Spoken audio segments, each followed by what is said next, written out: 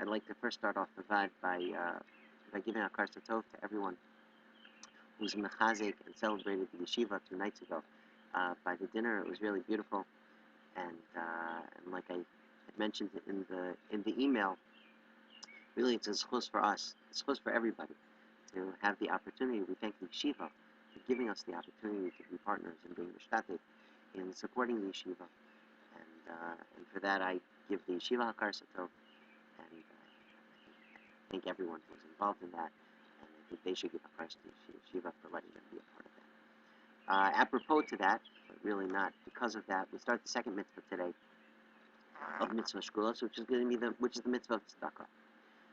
Now, in the mitzvah of Tzedaka here, Rav Wolbe wants to explain how the mitzvah of Tzedaka, not in its narrow sense, but the mitzvah of Tzedaka really establishes a binyan av, a klal, for an entire range of avoda. In the Gemara Bamavatra, Rav Asi says, "V'amar Rav Asi shkula tzedakah kineged kol mitzvos." Tzedakah counterbalances all the mitzvos. When we talk about tzedakah, we're not talking about tzedakah in the narrow sense. We're talking about the midah of tzedakah. We established in the first mitzvah, the mitzvah of kfir v'avodah zarah, the aspect of both cognitively and emotionally establishing a ladder, a set of priorities, where HaKadosh Baruch Hu and His will is the ultimate priority. We now walk into two mitzvahs, the mitzvah of tzedakah and the mitzvah of tzitzis, which talk about establishing that on the sur meira and the aseh tov. Whenever we have a comparison between two mitzvahs, so when we talk about the priority or the value of each subjectively, we talk about both raising one and we talk about lowering another.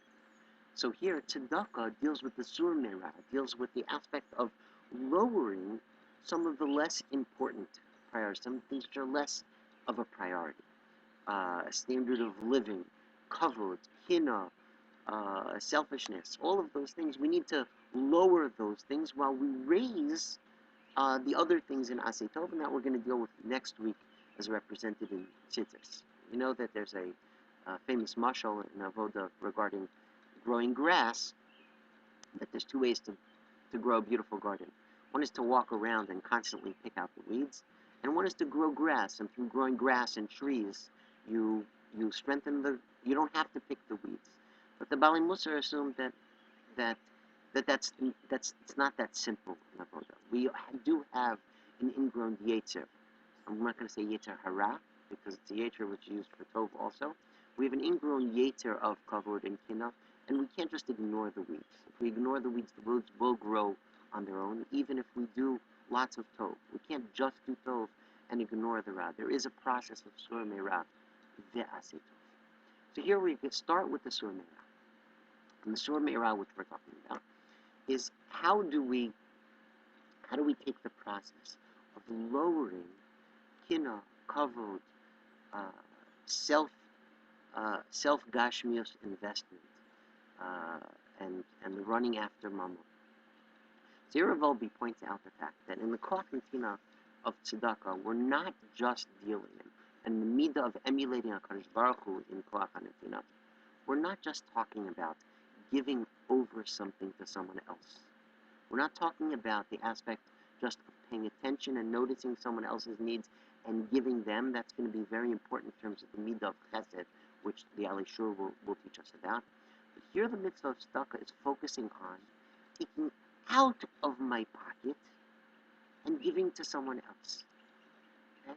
When I finish eating my dessert and I'm full and totally savea, and then I look at what expendable money I have, what disposable money I have, and I give that money to a ani.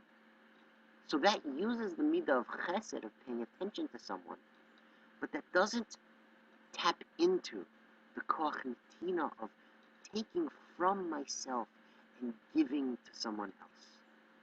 From that, it requires me to take from my money, from taking from my plate, and instead of me eating it, me giving it to someone else.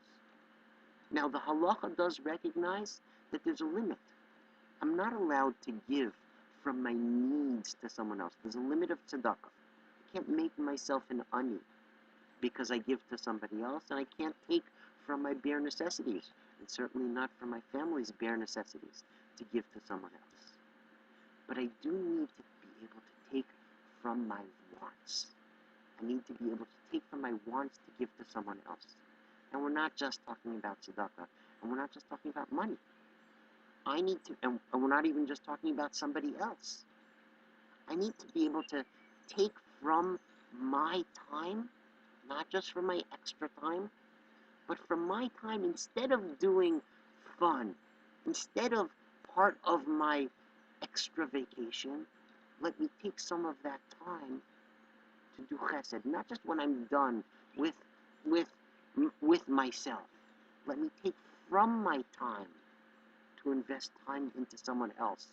Let me take out of my time to be able to sit with somebody else, to learn with them when they're having a difficult time. Let me get up and give my seat to somebody else, and stand up and give someone else my seat. Koach hanetina comes from taking something out of my pocket which I could use, and instead of using on myself. Now, it's not just myself, okay? It's even relative to myself. Certainly, it's primarily relative to myself in this current discussion. Let me take from my standard of living and invest it into my quality of life, okay? Let me take, instead of building something bigger, instead of building something fancier, let me see if there is something spiritual which I can invest into. The aspect of tzedakah is not just investing in someone else. It's a statement of, let me take from my physical life and invest it into my spiritual life. Let me take from my physical time and invest it into my spiritual time. Let me show priority of my spiritual life over the physical life. I even want to get to the point where I enjoy more giving to my spiritual life. That's when we get to a point of real priority. When I see someone, and we can relate to this in Chesed, when I see someone walk into the bus who needs, I enjoy standing up and giving that seat to them, even if it's less comfortable for them. Not only that, it's uncomfortable for me to be sitting and someone who needs to be standing. It's uncomfortable for me to invest, for me to take dessert when there's somebody else sitting there who doesn't have a main course. That's not comfortable, and it feels good to give from my dessert to someone else's main course. It even feels good for me to eat less of my main course and give to someone else, as long as I will not go hungry without it. Okay? It's important for me to give from my plate. It's important for me to give from my time for myself, from my physical time to myself, to my spiritual time. On a chinuch level, both chinuch banim, okay, and chinuch tamidim, okay, I see it time and time again. A person, this transition is much more difficult. Okay, the transition of priority of physical to priority of quality and spiritual is a much more difficult transition than the transition of quality to quality of Hashem, to raising HaKadosh Baruch Hu up on a pedestal. A bacher who's used to having a simpler and more qualitative life has an easier time transitioning to Torah than someone who invests time into Torah, but is used to giving a priority to their standard of living, to their wealth level, okay? And having to now shift over to challenging that standard of living for chesed, tzedakah, mitzvahs, learning, etc. That's a harder transition, okay? About tshuva, who's used to having a simpler, more qualitative life, was about chesed, and was a giver, has an easier time being an Oved Hashem than someone who comes from a frum life, but gave a premium to himself and a selfishness. A selfish person has a harder time being Oved Hashem than a giving person who has who has less of a background and didn't and was aware of less. And I see this time and time again. Also a child even who grows up in surrounded by mitzvos and Torah, but where a premium priority was given on standard of living, has a harder time in developing Yirat Shamayim than a person who came from a place which was simpler and put a greater premium on caring about someone else and giving from themselves to someone else. They have an easier time developing that child has an easier time accepting Yirat Shamayim. Okay? So this is the first step behaviorally.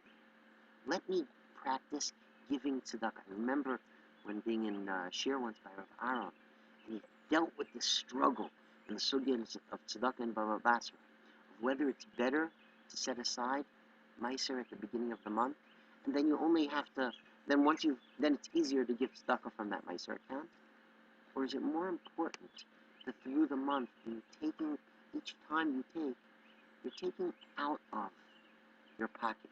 You're taking out of money which you could have or might have planned on spending on something else. And you say, no, we're going to give this to that. Okay? Bezrat Hashem, as Bali Aliyah, our avoda right now is to look for opportunities to take it out of our pocket for ourselves.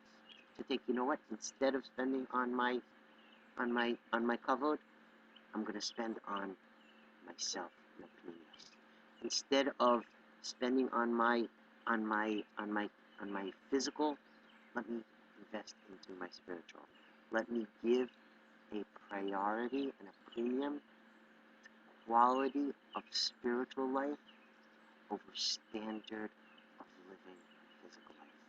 And Bezrat Hashem, with that, we will learn to enjoy quality of life. We get enough from that. That's the